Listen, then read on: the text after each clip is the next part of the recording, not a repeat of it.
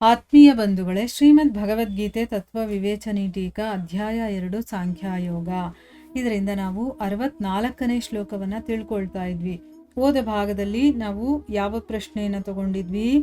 ಇಂದ್ರಿಯಗಳ ಜೊತೆ ವಿಷಯಗಳ ಸಂಯೋಗ ಆಗದೆ ಇರೋದು ಅಂತಂದ್ರೆ ಹೊರಗಿನ ವಿಷಯಗಳನ್ನ ತ್ಯಾಗ ಮಾಡೋದು ಅಥವಾ ಇಂದ್ರಿಯಗಳ ಸಂಯಮವನ್ನ ಮಾಡಿಕೊಳ್ಳೋದು, ಇಂದ್ರಿಯಗಳು ರಾಗದ್ವೇಷದಿಂದ ರಹಿತವಾಗೋದು. ಈ ಮೂರರಲ್ಲಿ ಯಾವುದು ಶ್ರೇಷ್ಠ ಮತ್ತೆ ಭಗವಂತನ ಪ್ರಾಪ್ತಿಯಲ್ಲಿ ವಿಶೇಷವಾಗಿ ಯಾವುದು ಸಹಾಯ ಆಗುತ್ತೆ ಅನ್ನೋದು ಪ್ರಶ್ನೆ ಆಗಿತ್ತು. ಅದಕ್ಕೆ ಅವರು ಉತ್ತರ ಏನು ಹೇಳಿದ್ರು? ಮೂರೂ ಕೂಡ ಭಗವಂತನ ಒಂದು ಪ್ರಾಪ್ತಿಯಲ್ಲಿ ಸಹಾಯಕವಾಗೇ ಇದೆ, ಆದರೆ ಬಾಹ್ಯ ವಿಷಯಗಳ ತ್ಯಾಗಕ್ಕಿಂತ ಇಂದ್ರಿಯ ಸಂಯಮ ಶ್ರೇಷ್ಠ. ಇಂದ್ರಿಯ ಸಂಯಮಕ್ಕಿಂತ ಇಂದ್ರಿಯಗಳಲ್ಲಿ ರಾಗದ್ವೇಷ ರಹಿತನಾಗಿರೋದು ವಿಶೇಷವಾಗಿ ಉಪಯೋಗಕಾರಿ ಅಂತ ಹೇಳಿದ್ರು. ಅದು ಹೇಗೆ ಅನ್ನೋದನ್ನ ನಾವು ಸ್ವಲ್ಪ ಮಟ್ಟಿಗೆ ತಿಳ್ಕೊಂಡ್ವಿ. ಅಂದರೆ ಅರ್ಥ ಏನು? ಈಗ ಹೊರಗಡೆ ಇರುವಂತಹ ವಿಷಯಗಳನ್ನ ತ್ಯಾಗ ಮಾಡದೆ ಬೇಕಾದರೆ ನಮ್ಮ ಇಂದ್ರಿಯಗಳನ್ನ ಐಹಿಕದ ಕಡೆಯಿಂದ ತೆಗೆದು ಅದನ್ನ ಭಗವಂತನ ಕೆಲಸಗಳಲ್ಲಿ ತೊಡಗಿಸೋದು. ಈಗ ರಾಮನ ಕೆಲಸದಲ್ಲಿ ಹೇಗೆ ಕಪಿಗಳು ತೊಡಗಿ ಅವು ಶ್ರೇಷ್ಠತೆಯನ್ನ ಪಡೆಯತ್ತಲ್ವಾ, ಆ ರೀತಿ ರಾಮನ ಕೆಲಸದಲ್ಲಿ ಒಂದೊಂದು ಕಪಿಗಳು ಕೂಡ ಕೆಲಸ ಮಾಡುತ್ತವೆ. ಆ ಸೇವೆ ಮಾಡ್ತಾ ಮಾಡ್ತಾ ಮಾಡ್ತಾ ಅವರು ಮನುಷ್ಯರಾದ್ರು ಅಂತ ಹೇಳ್ತಾರೆ, ಆಯ್ತಾ? ಆ ರೀತಿ ಇಲ್ಲಿ ನಮ್ಮ ಇಂದ್ರಿಯಗಳನ್ನ ಭಗವಂತನ ಸೇವೆಯಲ್ಲಿ ತೊಡಗಿಸಿದಾಗ ಆಟೋಮೆಟಿಕ್ ಆಗಿ ಅದು ವಿಷಯಗಳಿಂದ ದೂರ ಆಗಿಬಿಡುತ್ತೆ. ಅದಕ್ಕೆ ಅದು ಬೇಕಾಗದೇ ಇಲ್ಲ. ಭಗವಂತನ ಕೆಲಸ ಬಿಟ್ಟು ಬೇರೆದನ್ನು ಅದು ಇಷ್ಟನೇ ಪಡೋದಿಲ್ಲ. ಆ ರೀತಿ ಆಗತ್ತೆ. ಅದಕ್ಕೆ ಇಂದ್ರಿಯ ವಿಷಯಗಳಿಂದ ದೂರ ಇರೋದಕ್ಕಿಂತ ಇಂದ್ರಿಯ ಸಂಯಮ ಶ್ರೇಷ್ಠ ಅನ್ನೋದನ್ನ ಓದ ಭಾಗದಲ್ಲಿ ತಿಳ್ಕೊಂಡ್ವಿ. ಇಲ್ಲೇನು ಹೇಳ್ತಾ ಇದ್ದಾರೆ ಅಂತಂದ್ರೆ, ಈ ರೀತಿ ಇಂದ್ರಿಯ ಸಂಯಮವೂ ಕೂಡ ಭಗವಂತನ ಪ್ರಾಪ್ತಿಯಲ್ಲಿ ಸಹಾಯಕವಾಗಿದೆ. ಆದರೆ ಇಂದ್ರಿಯಗಳ ರಾಗದ್ವೇಷದ ತ್ಯಾಗ ಇಲ್ಲದೆ ಕೇವಲ ಇಂದ್ರಿಯ ಸಂಯಮದಿಂದ ವಿಷಯಗಳು ನಮ್ಮಲ್ಲಿ ಪೂರ್ಣವಾಗಿ ನಿವೃತ್ತಿಯಾಗಿ ವಾಸ್ತವವಾಗಿ ಪರಮಾತ್ಮನ ಪ್ರಾಪ್ತಿ ಆಗೋದಿಲ್ಲ. ಈಗ ಇಂದ್ರಿಯ ಸಂಯಮ ಏನೋ ಮಾಡ್ಕೊಂಡ್ವಿ, ಆಯ್ತಾ? ಕಂಟ್ರೋಲ್ ಮಾಡಿ ಇಟ್ಕೊಂಡಿದ್ದೀವಿ ನಮ್ಮ ಇಂದ್ರಿಯಗಳನ್ನ, ಆದರೆ ನಮ್ಮ ಒಳಗಡೆ ಅದು ರಾಗದ್ವೇಷಗಳು ಇನ್ನೂ ಹೋಗಿಲ್ಲ ಅಂತಂದರೆ ಭಗವಂತನ ಪ್ರಾಪ್ತಿ ಆಗೋದಿಲ್ಲ.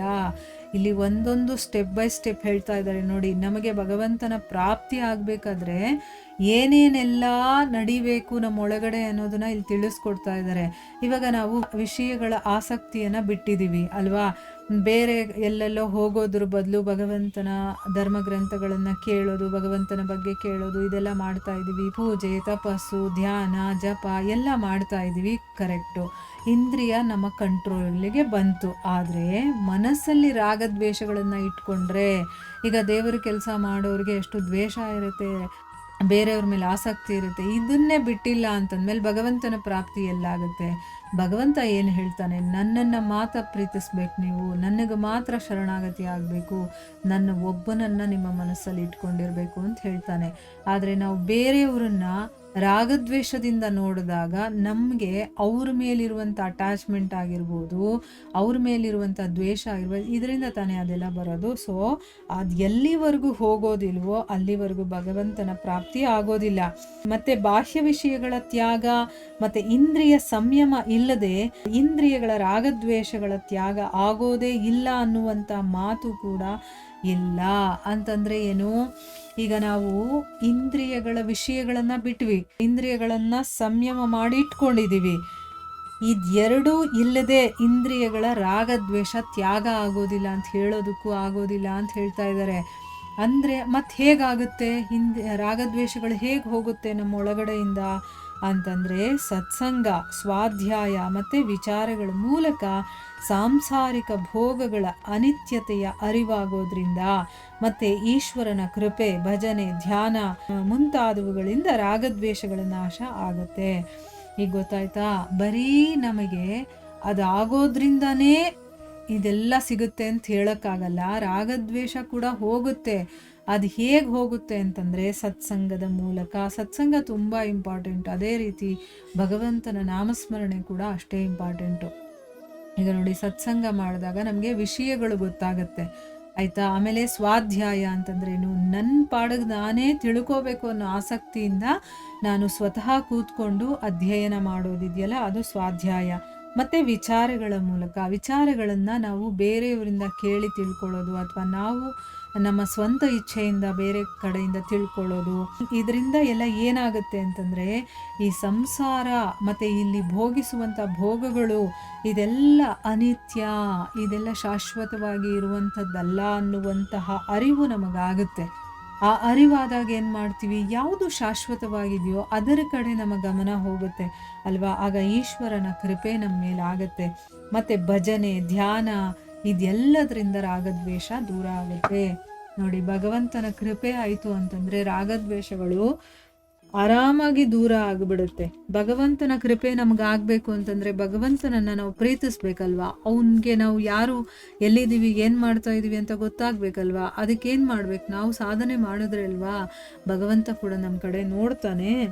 ಸೊ ಆ ರೀತಿಯಲ್ಲಿ ಭಜನೆ, ಧ್ಯಾನ, ಭಗವಂತನ ಕೃಪೆ ಇದರಿಂದ ರಾಗದ್ವೇಷಗಳು ನಾಶ ಆಗುತ್ತೆ. ಮತ್ತು ಯಾರ ಇಂದ್ರಿಯಗಳ ರಾಗದ್ವೇಷಗಳು ನಾಶವಾಗಿ ಹೋಗಿರುತ್ತೋ ಅವನಿಗೆ ಬಾಹ್ಯ ವಿಷಯಗಳ ತ್ಯಾಗ, ಇಂದ್ರಿಯ ಸಂಯಮ ಅನಾಯಾಸವಾಗಿ ತಂತಾನಾಗೆ ಆಗುತ್ತೆ.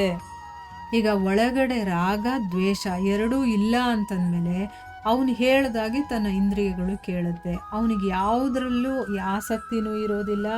ಆಮೇಲೆ ವಿಷಯಗಳಂತೂ ಮೊದಲೇ ಅವನಿಗೆ ಬೇಕಾಗಿರೋದಿಲ್ಲ.